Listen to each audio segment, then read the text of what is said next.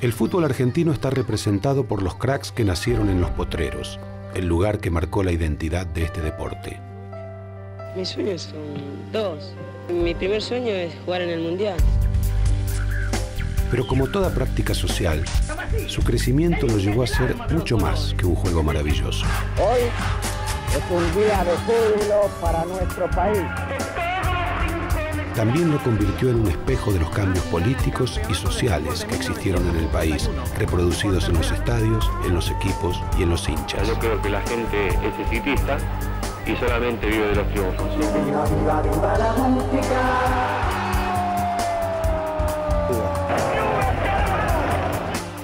Estoy convencido que todos los equipos argentinos están capacitados para jugar un fútbol que dé espectáculo, un fútbol así, alegre como el que juega Huracán. La historia no puede interpretarse si desconoce al fútbol como actor principal de la cultura popular. La historia es fútbol porque el fútbol es historia.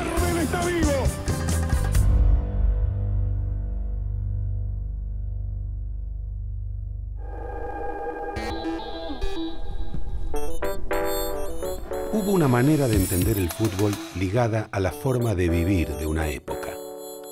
Momentos históricos donde no solo brillaba el deporte, sino que brillaba la cultura en Argentina.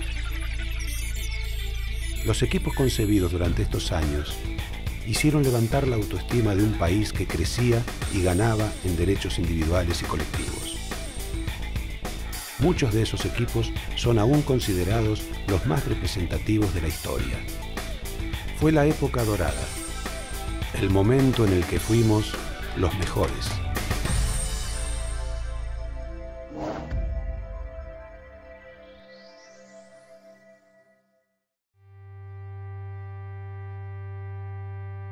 La construcción del centenario de Montevideo para el Mundial de 1930 fue todo un récord. Desde que se colocaron los cimientos de hormigón armado, los uruguayos tardaron menos de 6 meses en erigir un estadio con capacidad original para 90.000 espectadores. Un estadio verdaderamente democrático en el que se ve bien desde cualquier sector. Un estadio en el que se comenzó a construir el mito de que en el Río de la Plata se juega el mejor fútbol del mundo. El primer mundial de la historia encontró al fútbol argentino en la cresta de la ola. Todavía Boca disfrutaba del prestigio internacional de su exitosa gira del 25 y la selección había ganado 3 de los últimos 4 sudamericanos y había sido segundo en el restante. Solo faltaba certificar todo con el título mundial.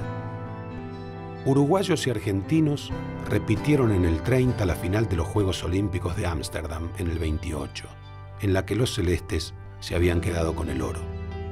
El partido ya era un clásico. Desde el primer enfrentamiento en 1902 hasta 1930, Argentina y Uruguay habían jugado 97 partidos. Sorprendieron al ambiente futbolístico internacional con una forma de jugar que no se conocía mucho en lo que era el mundo en ese momento, que es Europa, digamos.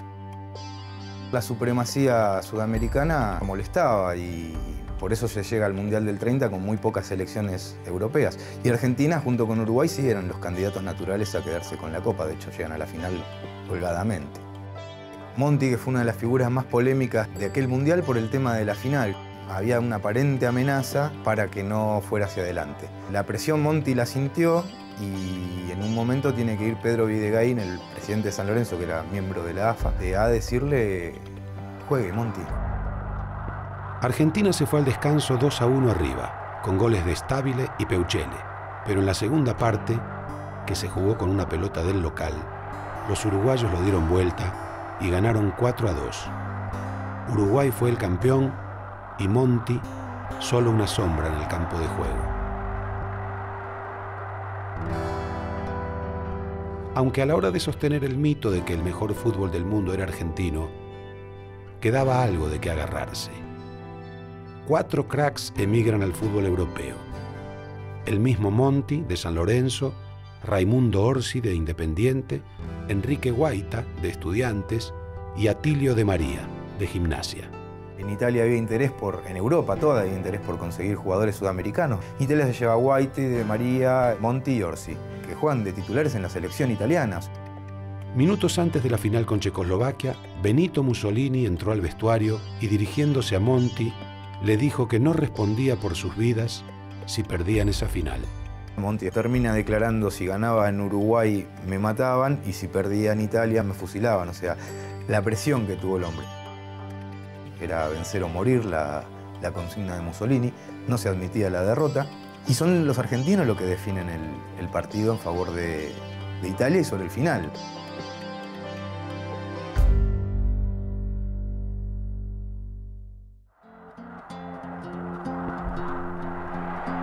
La era profesional del fútbol argentino, que arrancó en 1931, se tradujo en la confirmación de algo que se venía insinuando en los últimos años del amateurismo. Boca y River comenzaban a ganar títulos y popularidad, y junto con Independiente, Racing y San Lorenzo se repartirían todos los títulos hasta 1966. La década del 30 es la década en la que se termina de consolidar esta idea de clubes grandes que se diferencian del resto de los clubes, con una norma que establece que el voto de ciertos clubes, los que conocemos como clubes grandes, vale más, vale el triple que el de los clubes comunes y corrientes, menos masivos, muy significativos igual, que sigue valiendo uno. Entonces, si se juntaba una decisión de todos los clubes grandes, el escenario se volvía favorable a ellos con solo ponerse de acuerdo. Con el nacimiento de la AFA en 1934 se sucedieron los presidentes con algún vínculo con la política nacional. El primero, el médico y semiólogo Tiburcio Padilla, que fue luego ministro de Salud Pública en las presidencias de José María Guido y Arturo Frondizi. Luego llegó otro médico, el prestigioso cirujano Ernesto Malbec, que habló de terminar con las sospechas de sobornos en el fútbol y duró solo un año. En 1937, el presidente de la década infame argentina, el general Agustín P. Justo, puso en la AFA a su yerno, el dirigente de Boca, Eduardo Sánchez Terrero.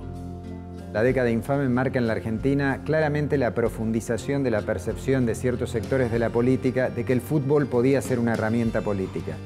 Una de las manifestaciones del vínculo del gobierno de Justo a través de Sánchez Terrero en esos años tiene que ver con el decreto de 1936 que hizo que créditos públicos les facilitaran a Boca y a River fondos para acelerar la construcción de los estadios que soñaban tener. Lo que aquí es muy enfático es el interés del gobierno conservador, el gobierno del presidente Justo, de hacer medidas que lo pusieran en estado de simpatía con clubes tan masivos como son Boca y River. El crédito para construir el estadio de Boca fue concedido por Sánchez Terrero en la presidencia de la AFA en 1937 y la Bombonera se inauguró el 25 de mayo de 1940 con Sánchez Terrero como presidente Geneise.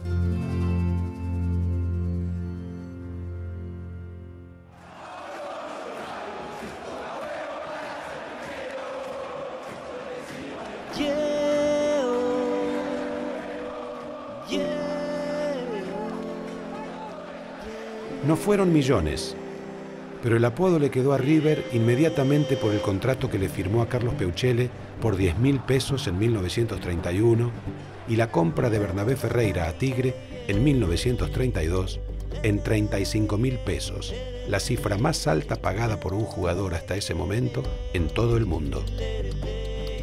Pero Peuchele no llegó a River solamente para ganar 4 títulos entre 1932 y 1941. Lo hizo para cambiar la historia. Carlos Peuchele tiene una importancia tremenda en la cultura de River, ¿no?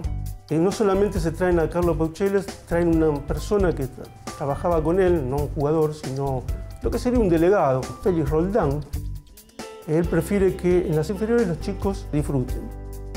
Y justamente con este Félix Roldán y después esta batuta tomada por Carlos Peuchele, River termina de armar esas dos pilares que sirven para el profesionalismo. Tener unas excelentes divisiones inferiores, con el cual va sacando excelentes jugadores, e ir mechándolo con pocos y buenos jugadores comprados en los puestos que le hagan falta. Peuchele y Roldán sentaron las bases del primer sistema moderno de captación y formación de jóvenes promesas. Elegidos por Roldán, llegaron a las inferiores de River jugadores de la talla de Adolfo Pedernera, José Manuel Moreno y Aristóbulo de Ambrosi. Además, se estableció la unidad de criterios a la hora de escoger jugadores y se impuso un modelo de juego único para todas las categorías del club. Así, a casi 10 años de la llegada de Peuchele y Roldán, nacía la delantera más famosa del fútbol argentino. Muñoz, Moreno, Labruna, Pedernera y Lustó. La Máquina.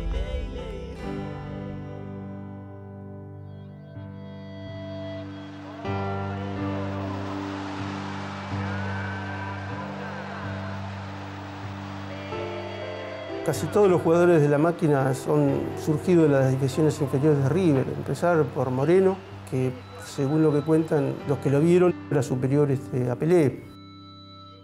Jugué contra él, era un hombre de una gran potencia física, pero aparte en la gran calidad. Cuando River terminaba el primer tiempo, todos los jugadores iban al vestuario y él se quedaba en el centro de la cancha a hacer jueguito.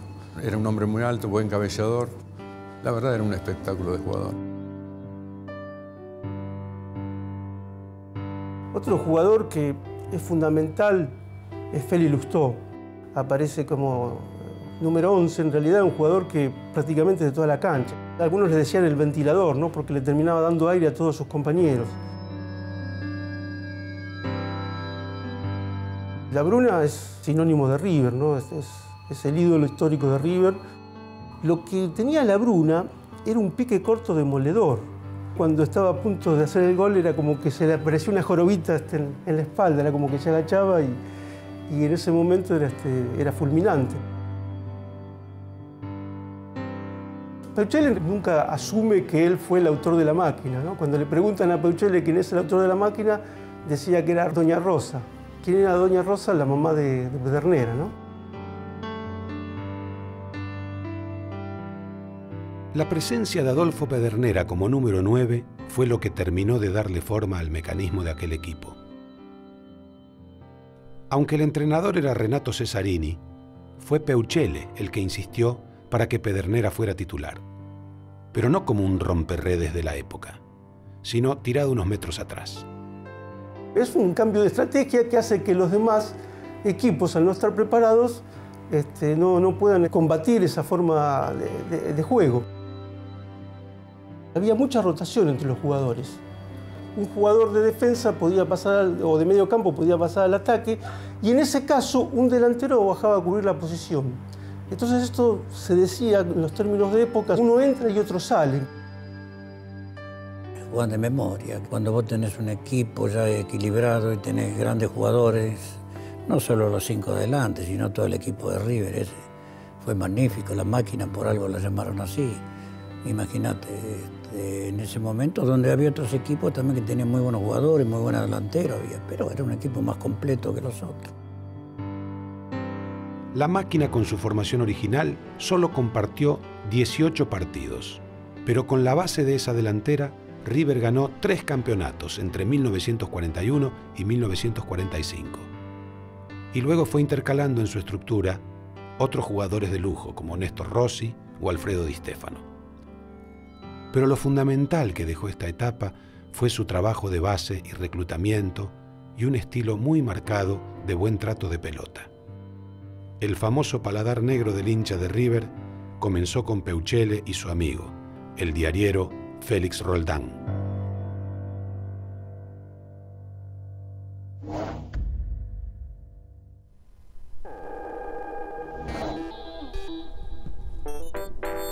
La llegada del peronismo al poder fomentó la práctica deportiva y el arribo a la misma de sectores que lo tenían vedado. El deporte pasó a ser parte de la cultura popular.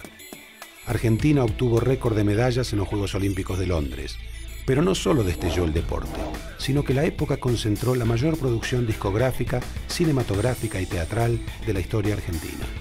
Además, el peronismo estableció la igualdad jurídica de hombres y mujeres, motorizó los derechos de los trabajadores y la autonomía universitaria. En consecuencia, brillaba la cultura y brillaba el deporte. El lunfardista y cantante Edmundo Rivero no lo pudo definir mejor. En esos años, Dios acariciaba a Buenos Aires, afirmó.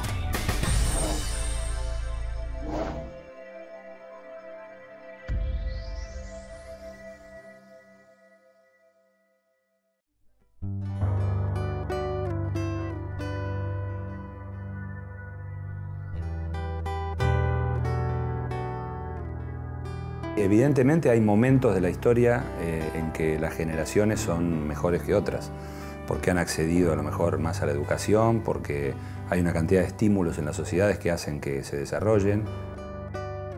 Yo creo que con la llegada del peronismo lo que se da es la posibilidad de que las clases más humildes accedan a la cancha. Si vos tomás el registro de venta de entradas de la Asociación del Fútbol Argentino, claramente se ve el aumento grande de la venta de entradas. El acceso del público fue favorecido por una mejoría económica, claramente.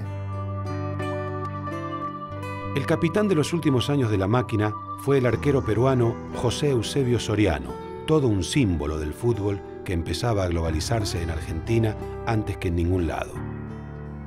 En Independiente idolatraban a un paraguayo, Arsenio Erico, goleador histórico en el fútbol argentino con 293 goles en 334 partidos. En San Lorenzo aclamaban a dos vascos republicanos exiliados por la Guerra Civil en España, Isidro Lángara y Ángel Subieta, club donde brilló otro equipo que marcó la época e inyectó de autoestima al fútbol argentino, el de Armando Farro, René Pontoni y Reinaldo Martino, campeón de 1946.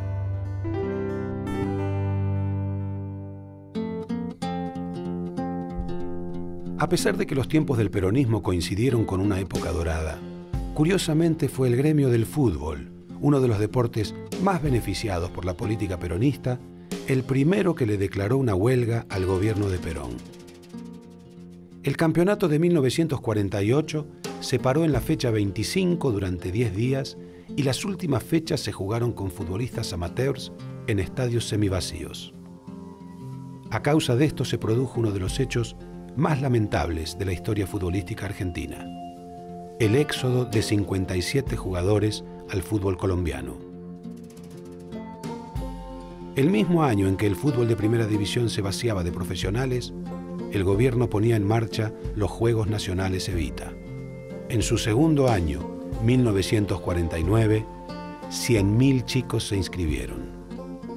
Además de la posibilidad de competir y socializar, los Juegos Evita tenían control sanitario obligatorio. Para muchos niños, fue la primera oportunidad de realizarse un chequeo médico completo, además de vivir una experiencia inolvidable. Era bárbaro por varios sentidos.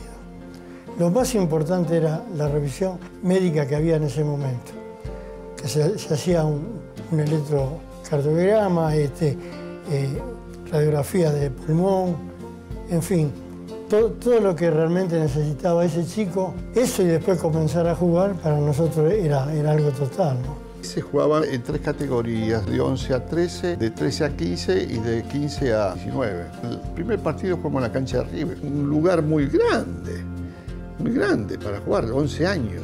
Ahí sí que no podía dormir antes del partido. Uno estaba pensando en la pelota y todo lo demás.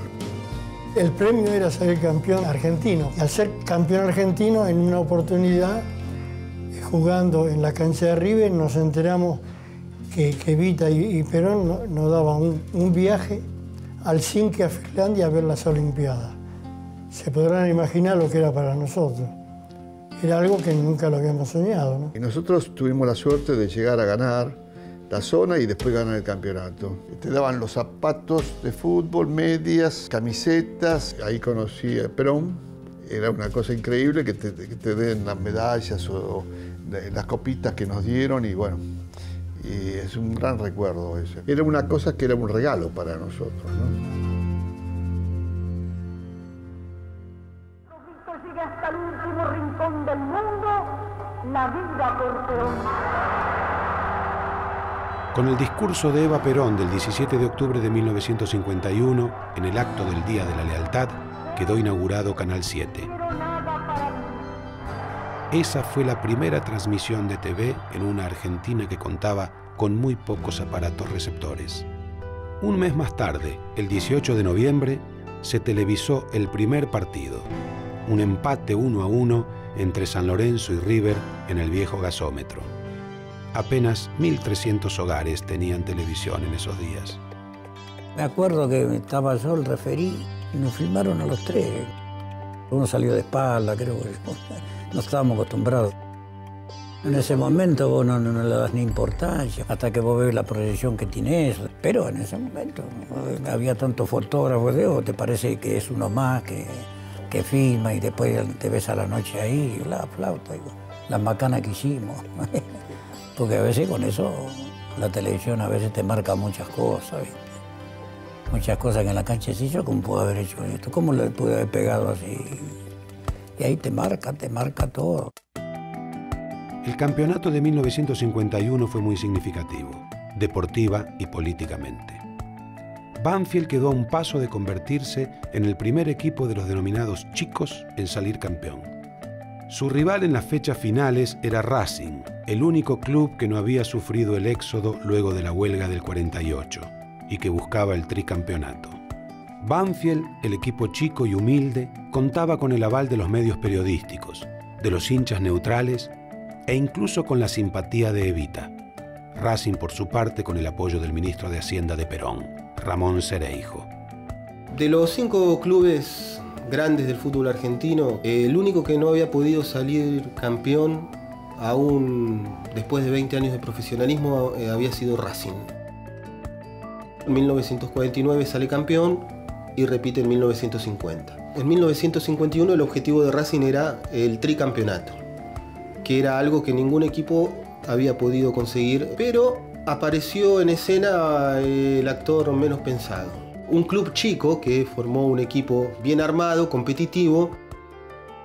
La resolución coincidió con el final de la campaña electoral para la reelección de Juan Domingo Perón. Esa carrera entre el club chico y el club grande fue utilizada por los diarios como una demostración de que la justicia social en la nueva Argentina de Perón había llegado también al deporte. Faltando 3 fechas para finalización del torneo, Banfield empatando se aseguraba el primer puesto y perdió. Se habló mucho de ese partido con Chacarita porque pasaron cosas muy particulares. El técnico de Chacarita era Mario Fortunato, al que de manera recurrente se asociaba con los sobornos, las incentivaciones, y manejó el partido a su antojo. Finalmente llegaron a la última fecha Racing y Banfield empatados en igual cantidad de puntos y tuvieron que jugar 2 finales. El presidente de la AFA en ese momento era Valentín Suárez, que era la mano derecha en la Fundación Eva Perón.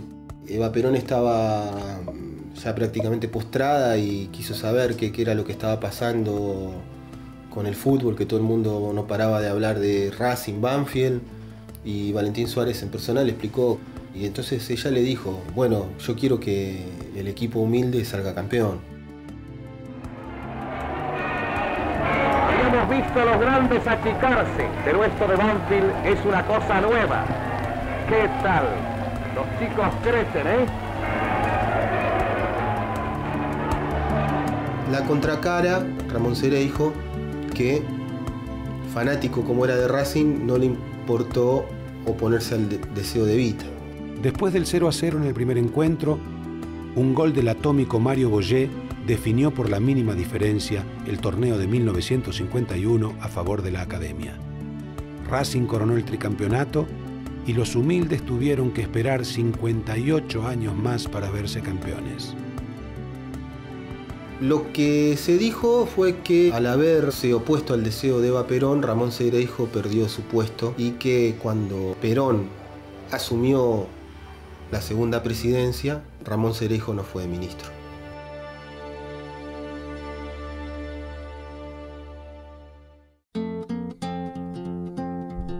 Un hecho ocurrido en paralelo al campeonato de 1951 forjó aún más la moral futbolera. El 14 de mayo, con Perón en el estadio, Argentina le ganó por primera vez a los inventores del fútbol. Fue 3-1 en la cancha de River, con el mítico gol del delantero de Independiente, Ernesto Grillo. La victoria ante Inglaterra y el gol de Grillo fueron tan significativos para el fútbol argentino que a partir de ese gol, todos los 14 de mayo, se celebra el Día del Futbolista. La autoestima bien ganada por el deporte durante el peronismo se derrumbó con la llegada de la Revolución Libertadora. A partir de 1955, muchos atletas fueron perseguidos y mucha de la obra de un gobierno muy volcado al deporte quedó sepultada. Fue el comienzo de una etapa particularmente oscura para el fútbol, que volvió en 1958 a los mundiales tras 24 años, pero no precisamente para demostrar que éramos los mejores.